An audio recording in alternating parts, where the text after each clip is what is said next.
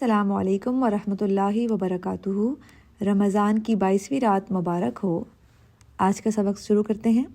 آج ہم لوگ 2 آیات پڑھیں گے، 45 اور 46۔ اعوذ باللہ من الشیطان الرجیم، بسم اللہ الرحمن الرحیم۔ وَاضْرِبْ، اور بیان کیجئے، لہم، ان کے لیے، مثل الحیات الدنیا، مثال دنیا کی زندگی کی، کماء، جیسے پانی، انزلناہ، اتارا ہم نے اسے، من السماء، آسمان سے، فاختلط، تو مل جل گئیں، بہی، ساتھ اس کے، نباتات، الارض، زمین کی، فاصبح، تو وہ ہو گئیں، ہشیماً، چورا چورا، تذروہ، بکھیرتی ہیں اسے، الریاح، ہوائیں، وکانا، اور ہے، اللہ، اللہ، علی، اوپر،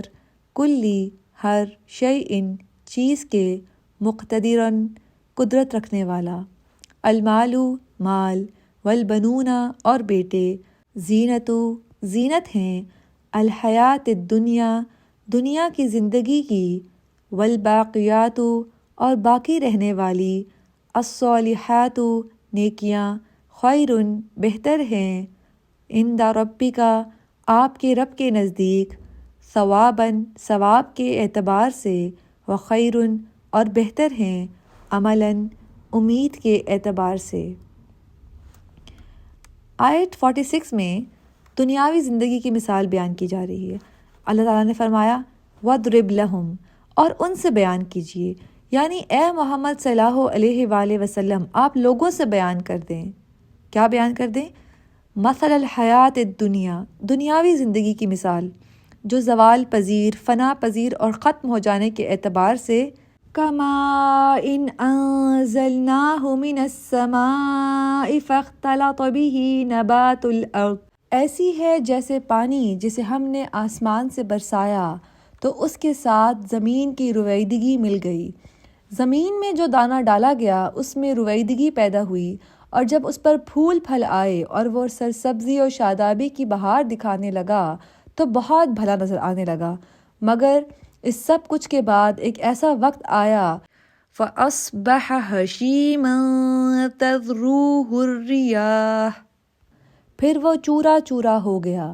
کہ ہوائیں اسے اڑاتی پھرتی ہیں، کبھی اسے دائیں طرف گرا دیتی ہیں اور کبھی اٹھا کر بائیں طرف پھینک دیتی ہیں۔ وَكَانَ اللَّهُ عَلَى كُلِّ شَيْءٍ مُقْتَدِرًا، اور اللہ تو ہر چیز پر قدرت رکھتا ہے، وہ اسے سرسبزی و شادابی بخشنے پر بھی قادر ہے اور تباہی و بربادی سے دوچار کر دینے پر بھی۔ اللہ تعالیٰ نے بہت سے مقامات پر دنیاوی زندگی کی مثال یہی بیان فرمائی ہے۔ مثلاً سورہ یونس میں ارشاد فرمایا کہ دنیاوی زندگی کی مثال می کی سی ہے کہ ہم نے اس کو آسمان سے برسایا، پھر اس کے ساتھ مل کر سبزہ نکلا جسے آدمی اور جانور کھاتے ہیں، یہاں تک کہ زمین سبزے سے خوشنما اور آراستہ ہو گئی، اور زمین والوں نے خیال کیا کہ وہ اس پر پوری دسترس رکھتے ہیں۔ ناگہاں رات کو یا دن کو ہمارا حکم آ پہنچا، یعنی عذاب، تو ہم نے اس کو کاٹ کر ایسا کر ڈالا کہ گویا کل وہاں کچھ تھا ہی نہیں۔ جو لوگ غور کرنے والے ہیں ان کے لیے ہم نشانیاں اسی طرح کھول کھول کر بیان کرتے ہیں۔ پھر سورہ زمر میں فرمایا، کیا تم نے نہیں دیکھا کہ اللہ نے آسمان سے پانی نازل کیا، پھر اس کو زمین میں چشمے بنا کر جاری کیا، پھر اس سے کھیتی اگاتا ہے جس کے طرح طرح کے رنگ ہوتے ہیں، پھر وہ خشک ہو جاتی ہے تو تم اس کو دیکھتے ہو کہ زرد، یعنی وہ زرد ہو گئی ہے، پھر اسے چورا چورا کر دیتا ہے، بے شک اس میں عقل والوں کے لیے نصیحت ہے۔ سورہ حدید میں آتا ہے، جان رکھو کہ دنیا کی زندگی محض کھیل تماشا اور زینت اور تمہارے آپس میں فخر اور مال و دولت کی ایک دوسرے سے زیادہ طلب ہے۔ اس کی مثال ایسے ہے جیسے بارش، کسانوں کو کھیتی بھلی لگتی ہے، پھر وہ خوب زور پر آتی ہے، پھر تو اس کو دیکھتا ہے کہ زرد پڑ جاتی ہے، یعنی وہ پک کر زرد پڑ جاتی ہے، پھر چورا چورا ہو جاتی ہے، اور آخرت میں عذاب شدید اور اللہ کی طرف سے بخشش اور خوشنودی ہے، یعنی کافروں کے لیے عذاب ہے، شدید عذاب، اور مومنوں کے لیے بخشش اور خوشنودی ہے۔ اور حدیث صحیح میں آتا ہے، رسول اللہ صلی اللہ علیہ وآلہ وسلم نے فرمایا دنیا شیریں اور شاداب ہے۔ تو اگر ہم لوگ یہاں دیکھیں، جیسے دنیا کی زندگی کی مثال بیان کی گئی ہے کہ اللہ تعالیٰ پہلے بارش برساتے ہیں، پھر زمین پر ہری بھری ہو جاتی ہے، سبزہ اتنا زیادہ ہو جاتا ہے کہ وہ آپس میں گھل مل جاتا ہے اور یہ دیکھنے والوں کو بہت خوبصورت لگتا ہے، لیکن پھر یہ سبزہ ہمیشہ نہیں رہتا ہے کیونکہ بہار کا وقت بڑا مختصر ہوتا ہے۔ تو دنیا کی زندگی کی حقیقت بھی ایسی ہے۔ انسان دنیا میں آتا ہے، پہلے وہ چھوٹا بچہ ہوتا ہے، پھر وہ آہستہ آہستہ جوان ہوتا ہے، اس کے اندر جذبات، خواہشات، زندگی کی امنگیں پیدا ہوتی ہیں۔ اس وقت انسان ایسا سمجھتا ہے کہ جب جوانی بہت پیک پر ہوتی ہے تو انسان کو ایسے لگتا ہے کہ وہ ساری دنیا فتح کر لے گا، جس کی طرف چاہے گا وہ اس کو مل جائے گا، اور اپنے ارد گرد مال و دولت کا ایک بہت بڑا انبار اکٹھا کر لیتا ہے۔ پھر شادی ہوتی ہے، بچے ہوتے ہیں، تو اپنے ارد گرد ایک بھیڑ جمع ہو جاتی ہے، ایسے خاندان بہت وسیع ہو جاتا ہے۔ لیکن جب وہی انسان بڑھاپے کو پہنچتا ہے تو بچے یہاں وہاں بکھر جاتے ہیں، وہی گھر ویران ہو جاتا ہے، جو اس نے سارا مال و دولت اکٹھا کیا ہوتا ہے وہ تقسیم ہو جاتا ہے، اور یوں مطلب زندگی بس ایسی ہی ہے، بالکل ایسے جیسے ایک بہار کا موسم آتا ہے پہلے اور بھی خزاں کا۔ تو یہاں زندگی کی حقیقت بیان کی جا رہی ہے۔ اگلی آیت دیکھتے ہیں، المال والبنون زینت الحیات الدنیا، مال اور بیٹے تو دنیا کی زندگی کی زینت ہیں۔ یہاں یہ بتایا جا رہا ہے کہ اللہ کی عبادت اموال اور اولاد سے بہتر ہے، جیسا کہ سورہ آل عمران میں فرمایا، لوگوں کو ان کی خواہشوں کی چیزیں یعنی عورتیں اور بیٹے اور سونے اور چاندی کے بڑے بڑے ڈھیر اور نشان لگے ہوئے گھوڑے اور مویشی اور کھیتی بڑی زینت دار معلوم ہوتی ہیں، مگر یہ سب دنیاوی زندگی کے سامان ہیں اور اللہ کے پاس بہت اچھا ٹھکانہ ہے۔ اور فرمایا، انما اموالکم و اولادکم فتنہ واللہ عندہ اجر عظیم۔ یہ سورہ التغابن کی آیت ہے۔ بلا شبہ تمہارے مال اور تمہاری اولاد تو آزمائش ہے اور اللہ کے ہاں بڑا اجر ہے، یعنی اللہ تعالیٰ کی طرف توجہ کرنا اور اس کی عبادت کے لیے فارغ ہو جانا، مال و دولت میں مشغول ہو جانے، دنیا کی دولت جمع کرنے اور مال و دولت سے محبت کرنے کی نسبت کئی گنا زیادہ بہتر ہے۔ اسی لیے فرمایا اگلی آیت میں، والباقیات الصالحات خیر عند ربک ثوابا وخیر املا، اور نیکیاں جو باقی رہنے والی ہیں وہ ثواب کے لحاظ سے تمہارے پروردگار کے ہاں بہت اچھی اور امید کے لحاظ سے بہت بہتر ہیں۔ یہاں ہم دیکھتے ہیں والباقیات الصالحات سے کیا مراد ہے۔ حضرت ابن عباس رضی اللہ عنہ، سعید بن جبیر اور کئی ایک ائمہ سلف کا قول ہے کہ باقیات الصالحات سے مراد نماز پنجگانہ ہے۔ عطا بن ابو رباح اور سعید بن جبیر نے حضرت ابن عباس رضی اللہ عنہ سے روایت کیا ہے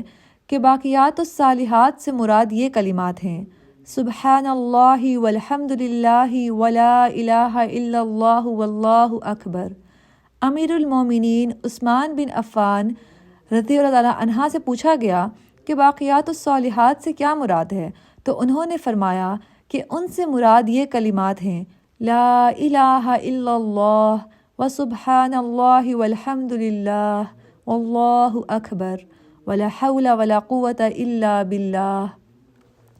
امام احمد نے رسول اللہ صلی اللہ علیہ وآلہ وسلم کے ایک آزاد کردہ غلام سے روایت کیا ہے کہ رسول صلی اللہ علیہ وآلہ وسلم نے فرمایا، بہت خوب بہت خوب، یہ 5 چیزیں میزان میں کس قدر بھاری ہوں گی۔ کون سی 5 چیزیں؟ نمبر 1 لا الہ الا اللہ، نمبر 2 واللہ اکبر، نمبر 3 سبحان اللہ، نمبر 4 الحمد للہ، اور 5 اور وہ نیک بچہ جو فوت ہو جائے اور اس کا والد اللہ تعالیٰ سے ثواب کی امید رکھے۔ اور آپ نے فرمایا